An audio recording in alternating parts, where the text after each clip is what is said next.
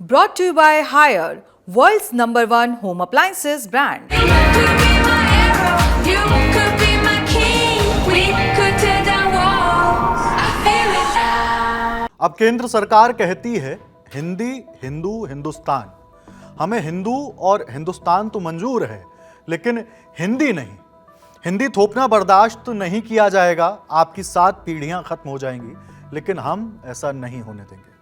उद्धव ठाकरे जब तकरीबन 20 वर्षों बाद अपने चचेरे भाई राज ठाकरे के साथ मंच पर पहुंचे तो यह बयान दिया। इसमें जरूरी है एक बात पर खास गौर करना, वो यह है कि हिंदी थोपना बर्दाश्त नहीं किया जाएगा। उद्धव की इस बात को जब तराजू के एक पलड़े पर रखा जाएगा और दूसरी ओर उसका वजन किया जाए उन मामलों से जिनमें मराठी ना बोलने पर कितने ही लोगों को बेरहमी से पीटा गया, तो क्या सब कुछ बराबरी जैसा महसूस होता है? यह बात आपको तय करनी है।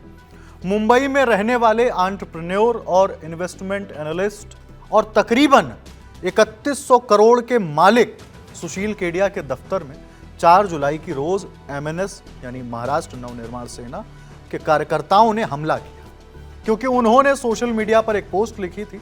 इस मामले में नई जानकारी यह है कि मुंबई पुलिस ने बताया है कि वर्ली स्थित सुशील केडिया के दफ्तर में हमले को लेकर एमएनएस के 5 कार्यकर्ताओं को हिरासत में लिया गया।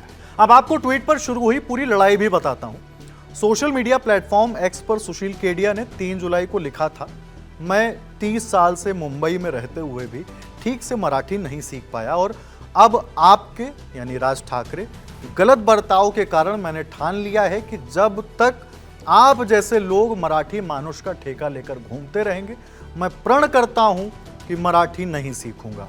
क्या करना है बोलो? सुशील केडिया ने यह ट्वीट 3 जुलाई को किया था, जिसमें उन्होंने राज ठाकरे को भी टैग किया। इसके बाद एमएनएस ने अपने ऑफिशियल हैंडल से पार्टी के महासचिव मनोज चौहान का मैसेज रिपोस्ट किया, जिसमें लिखा, अगर आप महाराष्ट्र में रहते हैं और मराठी ना बोलकर खुद को श्रेष्ठ समझते हैं तो एक जोरदार थप्पड़ पड़ेगा। पार्टी के शहर अध्यक्ष संदीप देशपांडे ने भी बयान पर गुस्सा जाहिर किया। उन्होंने लिखा, अगर आप व्यापारी हैं तो व्यापार कीजिए, हमारे बाप बनने की कोशिश मत कीजिए। महाराष्ट्र में अगर मराठी का अपमान करेंगे तो थप्पड़ मिलेगा, नहीं तो अपनी औकात में रहिए। यह बात सिर्फ सोशल मीडिया तक सीमित नहीं रही। 4 जुलाई को सुशील केडिया के दफ्तर में हमला हो गया। इस हमले के बाद सुशील केडिया ने फिर ट्वीट किया। उन्होंने यह भी लिखा, श्री राज ठाकरे, आपके सैकड़ों कार्यकर्ताओं की धमकियां मुझे मराठी में निपुण वक्ता नहीं बनाएंगी। अगर मुझे अपनी मराठी बोलने की गुणवत्ता पर भरोसा नहीं है तो आपके लोगों की धमकियों के बीच डर और बढ़ जाता है कि अगर कोई शब्द गलत बोला तो और हिंसा झेलनी पड़ेगी। समझिए बात को, लोगों को एक दूसरे में घुलने मिलने के लिए प्यार चाहिए, धमकी नहीं। 5 जुलाई की रोज सुशील केडिया ने अपने ट्वीट के लिए, जो उन्होंने 3 जुलाई को किया था, उसको लेकर राज ठाकरे से माफी मांगते हुए क्या कुछ कहा, वो सुनिए। Namaskar. My tweet happened in a wrong state of mind under duress and stress. And further, now it is getting manipulated and misinterpreted to suit the interests of people who want to gain from any controversy. Having come under pressure mentally from the violence inflicted on those who do not know Marathi, I ended up overreacting. I realized I must take back my overreactions and withdraw. Truth is, even after living for 30 years in Mumbai, the level of proficiency and fluency that a native Marathi born can have, we will not be able to achieve.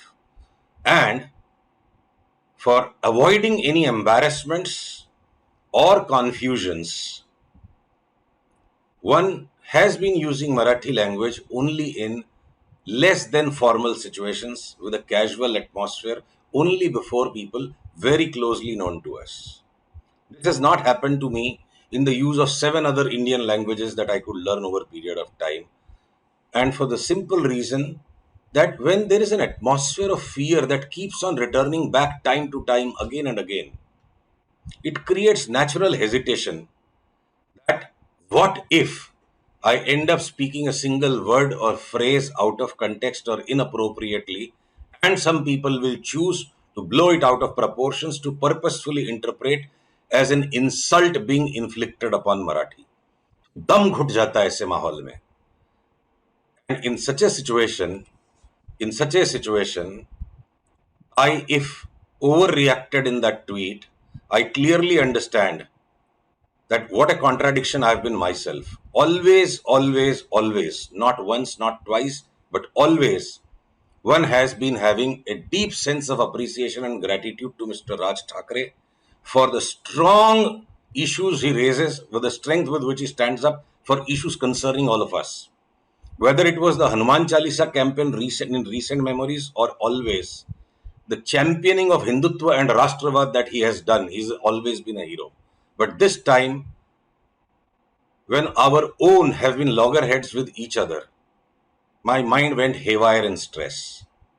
While I've been a fan, an ardent follower who has regularly positively tweeted about him, with this kind of a situation where our own are hurting our own, I erred completely in my emotional overreactions. I therefore urge, the same way that I have realized my mistake, and I wish to correct it unequivocally. अब चूंकि हिंदी को लेकर मचे हंगामे की बात हो रही है, तो आपको मनसे प्रमुख राज ठाकरे का वो बयान भी बता देते हैं जो उन्होंने 5 जुलाई को वर्ली डोम हॉल में दिया। मंच पर साथ में मौजूद थे उद्धव ठाकरे। राज ठाकरे ने कहा, हिंदी भाषी राज्य आर्थिक रूप से पिछड़े हुए हैं, लोग वहां से गैर हिंदी राज्यों में पलायन कर रहे हैं। अगर हिंदी इतनी समर्थ भाषा होती तो वो राज्यों को आगे क्यों नहीं बढ़ा सकी। बाकी आप इस पूरे विवाद पर क्या राय रखते हैं, कमेंट बॉक्स में जरूर बताइए। देखते रहिए द लल्लन टॉक। शुक्रिया।